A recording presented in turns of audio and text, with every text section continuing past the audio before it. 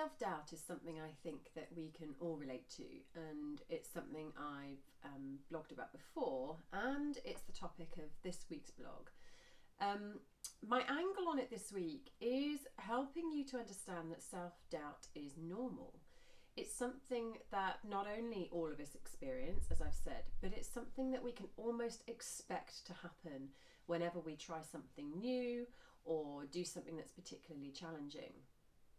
It's the one thing we're not really taught, well, certainly I wasn't taught in school, that those feelings of, mild anxiety, discomfort, that feeling of necessarily not being able to get something right or not being able to do it to the standard that you want, or even to the point where you start to think, oh, I'm just not good enough, I can't do this, it's too hard. That's all really normal and part of the learning process. And that's something that I'm talking about in this week's blog, which you can see at www.zoe-hawkins.com/blog. As well as kind of explaining that self-doubt is normal and part of the learning experience, I've got a few strategies on what you can do to be able to push through that self-doubt. So I'm going to have a look at those now and just highlight some of the top line things so you can go and take a look if you want to learn a bit more. So the first one is to recognise that learning may be uncomfortable. So as you set yourself a goal or you're looking at doing something new or different, plan for feeling uncomfortable through the process. So I think you have lots of energy around goal setting and you get excited about your goals, and all of that absolutely should be there. But how often do we think, do you know what, this could be really difficult? This could give me some obstacles along the way, and what might I do if I come up against those obstacles? Because what tends to happen is we go in with all of our energy, we go in with all of our motivation, and then the minute we find something that is really challenging or really hard, we go to self-doubt and we go, oh, why did I do this? It's too hard, I can't do this, I'm not good enough. So if we can start our goal setting almost expecting it to be challenging, and thinking through some of the things that we might do if we hit those challenges, then we have a more realistic view of what it's like to achieve a goal. I think sometimes we just have our rose-tinted glasses on around how easy something might be, or because you want it so much, you just think that you'll get it regardless, and you will.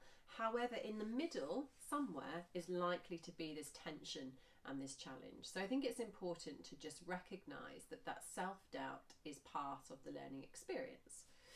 So that's one of the things that we're talking about.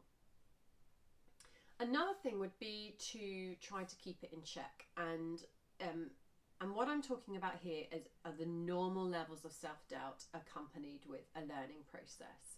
So when you experience that internal message, maybe for you it's something like, oh, I'm not good enough, or I'm struggling, or I don't know what to do, it's to not overindulge in that self-doubt. So I think sometimes we can go down a rabbit hole of having a bit of a pity party when you experience something that's really challenging. And yes, that's fine if you can find a way to move on the other side. And I think one of the things that we can do is just to recognise that you have that self-doubt, recognise that it's normal, and then look to counterbalance that with some positive thinking. So it's very easy to think about all the things that you can struggle with and all the things that may not go right. But it's important to also counterbalance that with things that do go right and that could go right and that might work really well. So spending time visualising the outcome of your goal when you do achieve it, and to think about the possibility and opportunity that your goal or whatever it is that you're working on could present. So it's making sure that you've got the yin and the yang, I suppose, if you like, that self-doubt has the role to play, but also so does positivity and positive thinking. And so use some self-control, I suppose, and use the ability to manage those thoughts in the process of learning.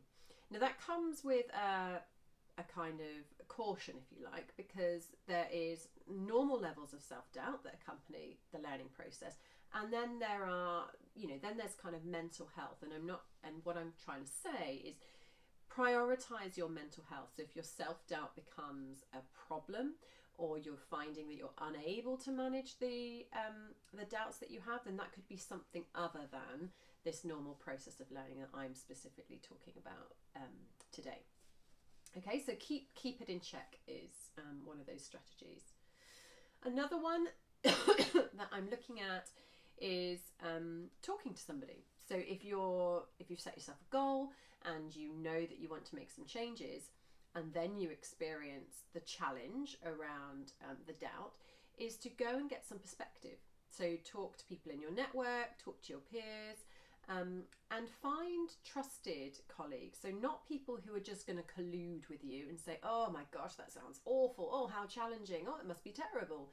That's not the sort of perspective that you want. You want people who are going to be able to say, tell me more. Tell me exactly what you're struggling with. What is it about that that's so challenging for you? Have you tried this? Have you tried that? What does it feel like? So somebody who's not just going to indulge in your story, but somebody who's going to lend a critical ear, if you like, to what it is that you've got to share. And then the last, there's a couple of others in there, but the last one I'll talk about today would be about taking action. So when faced with an obstacle on your path to your goal, the only thing that is going to get you from where you are now to where you want to be is action. And I think we can all be guilty of focusing so much on the end result that we can often be paralyzed in that action and in that doubt of ever being able to achieve it. So what I encourage you to do is to take the first step. Focus purely on the first step. Don't worry about how you're going to work the rest of it out. Take the first step. And this goes with all kinds of goals. So if you're looking at changing your career, or you're looking at or running an ultra marathon, whatever it is, it starts with the first step, not the last step. And if you focus on that last step, it's unlikely that you'll be able to move much past the doubts that you may be experiencing, given perhaps the size of the goal that you're looking to achieve. So if you've got a big goal, or you find yourself in a place where you're looking to make some changes, this blog might be for you. It's about self-doubt and the things that you need to know to be able to get unstuck.